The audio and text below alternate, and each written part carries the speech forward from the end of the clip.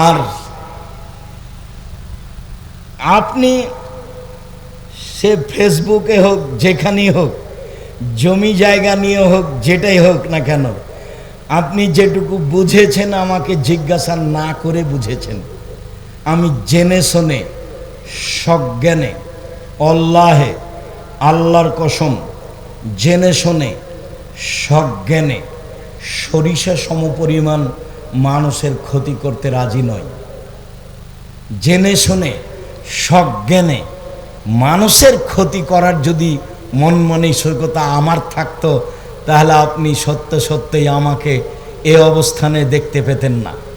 বিশ্বাস করেন, আমি বুদ্ধি দিয়ে এই জামিয়া সালাফে গড়িনি। এই জামিয়া সালাফে প্রায় 100 বিঘা জমির ওপরে। ওই যে একটা ছেলেকে দেখতে পাচ্ছি, ওদের পৈতৃক সম্পত্তি, ওদের বাপের।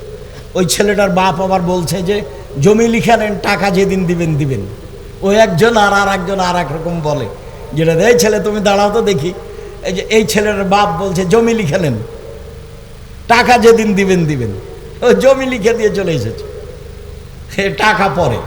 একই জায়গায় মানুষ। আল্লাহে বসো, আল্লাহর কসম, জেনে শুনে সজ্ঞানে মানুষের ক্ষতি করব, এরকম কোনো হিসাব নিকাশ ভিতরে রেখে 1 মিনিট সময় কাটাবো না ইনশাআল্লাহ। জাতির কাছে কোনোদিন মাথা নত করিনি, করা লাগবে এটা আমার ধারণা কাজ করে না। কাউকে সার বলে সময় কাটাতে হবে এরকম কোনো পরিবেশ আমার কাছে আসেনি। এমপি মন্ত্রীকে বক্তব্য বাদ দিয়ে তাকে সময় দিতে হবে কথা বলার, এরকম কোনো দিন পরিবেশ আমার কাছে আসেনি। আমি একেবারে সাধারণ মানুষ, যেভাবে আপনি দেখছেন তাতে আমি মনে করছি আল্লাহর বিশেষ রহমতেই দিন কাটে বলে আমার অনুমান। সম্মানিত দিনী ভাই বোন, আমার জীবনে যেটা বড় আশা, বাংলাদেশের মাটিতে আমি উন্নত মানের প্রতিষ্ঠান গড়ব ইনশাআল্লাহ। এটা আমার একটা জীবনে বড় স্বাদ, যার বিস্তারিত আলোচনা আব্দুর রহিমের মুখে শুনেছেন বলে আমি মনে করি বেখেয়াল ছিলেন হয়তোবা।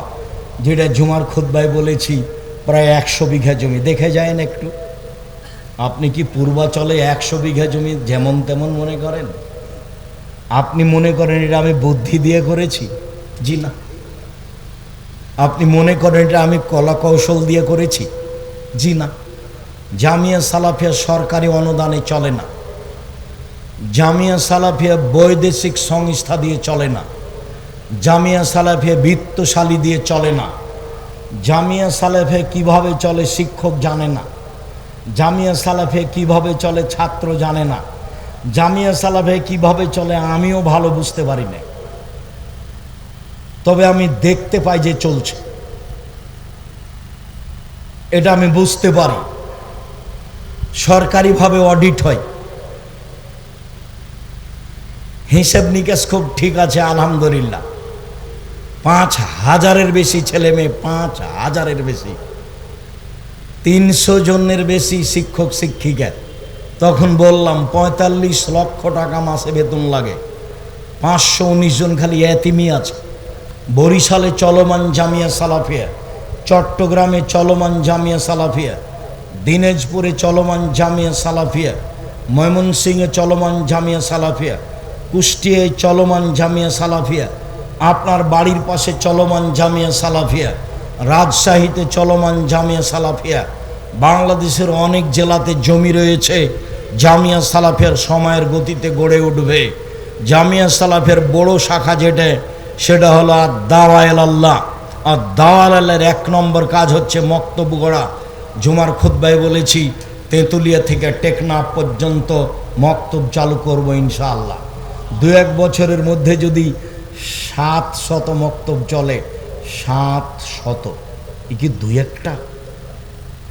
মক্তবের শিক্ষকেরা রাজশাহী 20 জন, 25 জন, 30 জন করে যায়, ফ্রি খায়, ফ্রি থাকে, ফ্রি আসে, ফ্রি বই পুস্তক।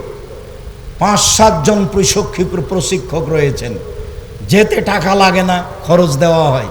আসতে টাকা লাগে না, খরচ দেওয়া হয়। খাওয়ার টাকা লাগে না, ফ্রি খেতে দেওয়া হয়। ফ্রি বই পুস্তক দেওয়া হয়। জামিয়া সালাফের বড় শাখা ত্রাণ বিতরণ একেবারে সেই রোহিঙ্গাদের থেকে নিয়ে সব জায়গায় আছি। জামিয়া সালাফিয়া আপনার গাজাবাসীদের ত্রাণ দেয়, যে কোনো সময় তাৎক্ষণিক উপস্থিত। ত্রাণ নিয়ে উপস্থিত আপনার ওই যে ফেনীতে, ত্রাণ নিয়ে উপস্থিত সিলেটে, ইফতারি নিয়ে উপস্থিত সিলেটে। তার জন্য লোকই ভিন্ন আছে। মানুষ অসহায় মানুষের পাশে তাৎক্ষণিক দাঁড়ানোর জন্য প্রস্তুত হয়ে আছে। জামিয়া সালাফিয়া আছে। জামিয়া সালাফিয়ার বড় শাখা আপনার কার্জে হাসানা। আপনি জামিয়া সালাফিয়ার সাথে সম্পৃক্ত হন, কার্জে হাসানার ব্যবস্থা করা হবে, সুদ লাগবে না আপনাকে ইনশাআল্লাহ। আপনি একটা পরিমাণ মতো ঋণ পাবেন, কোনোদিন আপনাকে অতিরিক্ত টাকা দেওয়া লাগবে না। আল্লাহ ওই ব্যবস্থা করে রেখেছে। আপনি খালি পাশে দাঁড়াবেন, জামিয়া সালাফের দেখতে পাবেন, আপনি সাথে আছেন। 16,000 থেকে 20,000 পত্রিকা ছাপে আল ইতেসাম পত্রিকা, নিজের টাকা দিয়ে ছাপান। আপনি মনে করিয়েন না আমি আব্দুর রাজ্জাক বিন ইউসুফ নিজের টাকা দিয়ে এত পত্রিকা ছাপাই। আপনার টাকা দিয়ে সব পত্রিকা ছাপে।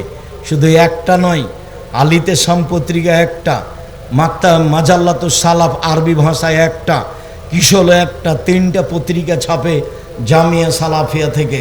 কার্জে হাসানা আছে, আল ইতেসাম টিভি আছে, বিশাল মাঠ জামিয়া সালাফিয়াই দিন প্রচারের। অতএব আমি আপনাকে যেটা দুপুরেও দাবি রেখেছি, এখনো দাবি রাখছি, একটাই দাবি। আমিও বলি, আপনিও বলবেন, আল্লাহ তুমি জামিয়া সালাফে কবুল করো। পারবেন না? মনে একটু সংকীর্ণতা আসবে নাকি? আমার আসে না, আপনার যদি আসে সেটা আপনার ব্যাপার। তবে যদি আপনার ভিতরে সংকীর্ণতা আসে, সামনে যারা আছেন এই যন্ত্রের মাধ্যমে যারা পৃথিবীর যে কোনো জায়গা থেকে অবগত হবে, সারা পৃথিবীর সবাকেই বলছি, খালি একটু বলবেন আল্লাহ তুমি জামিয়া সালাফে কবুল করো। এটা আমারও দাবি, আপনারও দাবি, এটা আমার ঐকান্তিক কামনা। এতে যদি আপনার সংকীর্ণতা থাকে, জবাব আপনাকে দিতে হবে, আমাকে দিতে হবে না। আমি জামিয়া সালাফের সুবিধা ভোগ করি না। এক সন্ধ্যা খেলে তার টাকা দিয়ে দিই, ফাইল আছে, ভাউচার দেখতে পাবেন, এখানে এক সন্ধ্যা গেলে তার টাকা দিয়ে দিই। জামিয়া সালাফিয়ার বেতন নি না, বাসা ভাড়া দিয়ে থাকি। তাতে আমি জামিয়া সালাফের কাছে ঋণী নই। আমি সফল হবই হব ইনশাআল্লাহ, সফল হবই হব ইনশাআল্লাহ। যেহেতু শিরক মুক্ত প্রতিষ্ঠান জামিয়া সালাফিয়া, বিদাত মুক্ত প্রতিষ্ঠান জামিয়া সালাফিয়া, দল মুক্ত প্রতিষ্ঠান জামিয়া সালাফিয়া, সংগঠন মুক্ত প্রতিষ্ঠান জামিয়া সালাফিয়া, হিংসা মুক্ত প্রতিষ্ঠান জামিয়া সালাফিয়া। কাজেই আপনি এরকম জায়গায় 10 টাকা দান করলে আপনার ফলাফল ভালো হবে ইনশাআল্লাহ। আমি আব্দুর রাজ্জাক বিন ইউসুফ আপনার কাছে থেকে এই কথা বলে জানাচ্ছি যে যে কোনো মূল্যে সদাচরণ হারাবো না, যা হবে হবে ইনশাআল্লাহ।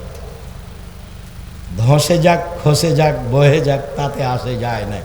প্রতিশোধ নিব না, বদনাম গিবাত করব না, যে কোনো মূল্যে অন্তরটা খাটো করে কারো কি পিছনে পড়ব না, হিংসা করব না। হিংসা এমনিতেই হয়।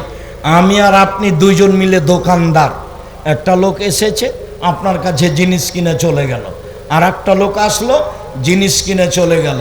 আমি খালি মনে মনে পস্তাচ্ছি, কি যে হলো, ওর দোকান থেকে তো সবাই নিয়ে যাচ্ছে, তো আমার কাছে একটা এসেছে অনেকক্ষণ পরে। তখন আমি বলছি ওখানে যান, বুঝেন আপনি, ওখানে যান, 20 টাকার জিনিস 40 টাকা ধরে। এই হিংসাটা এমনিতেই জন্ম নিয়ে। আল্লাহ ওকে যেমন দিচ্ছ আমাকেও দাও। রুজির উপার্জনের পথ কয়টা বলেছি?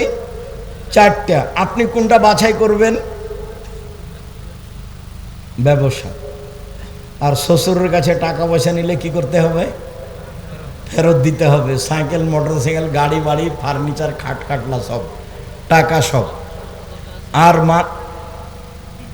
আর মানুষের জীবনে জরুরি 4টা কাজ, কথার শেষে চলে এসেছে। 5 ওয়াক্ত সালাত, হালাল রুজি, কোরআন তেলাওয়াত, আড্ডা পিটা হারাম। সম্মানিত দিনী ভাই বোন, আমি আপনাদের সকলের কল্যাণ কামনা করে সকলের বৈধ রুজির জোরালো আল্লাহর কাছে দাবি জানিয়ে সকলেই যেন কোরআন তেলাওয়াত করতে পারি এবং রাতে উঠে আল্লাহকে কিছু বলতে পারি। রাতের 3 ভাগের 2 ভাগ পার হলে আল্লাহ কোথা থেকে নেমে আসেন? সপ্তম আকাশ থেকে প্রথম আকাশে নেমে আসেন। নেমে এসে আমাকে আর আপনাকে বলেন, একটু শোনেন তো কি বলেন। সপ্তম আকাশ থেকে প্রথম আকাশে নেমে এসে আমাকে আর আপনাকে বলেন, কিছু বলবা? বলো, কিছু বলবা? বলো, আমি শুনবো। কিছু বলবা? বলো, আমি শুনবো। 1 2 কিছু চাও? চাও। কিছু চাইবা? চাও, আমি দিব। কিছু চাও, আমি দিব। 3 ক্ষমা চাও, ক্ষমা করে দেব।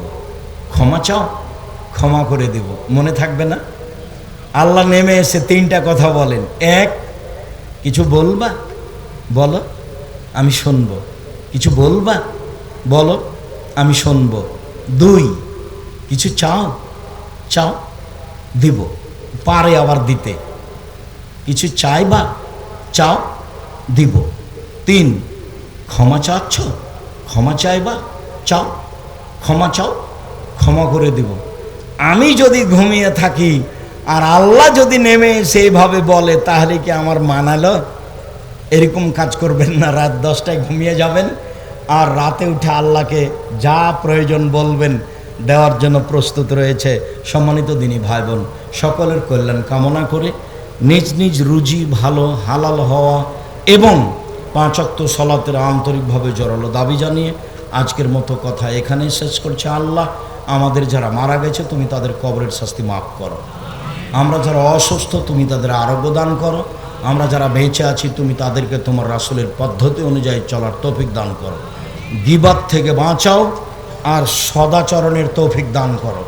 এই দাবি, এই দাওয়া, এই দোয়া তোমার দরবারে রেখে আজকের আলোচনা এখানে শেষ করলাম। সুবহানাকা আল্লাহুম্মা ওয়া বিহামদিকা আশহাদু আল্লা ইলাহা ইল্লা আনতা আস্তাগফিরুকা ওয়া আতুবু ইলাইক। আসসালামু আলাইকুম ওয়া রাহমাতুল্লাহ।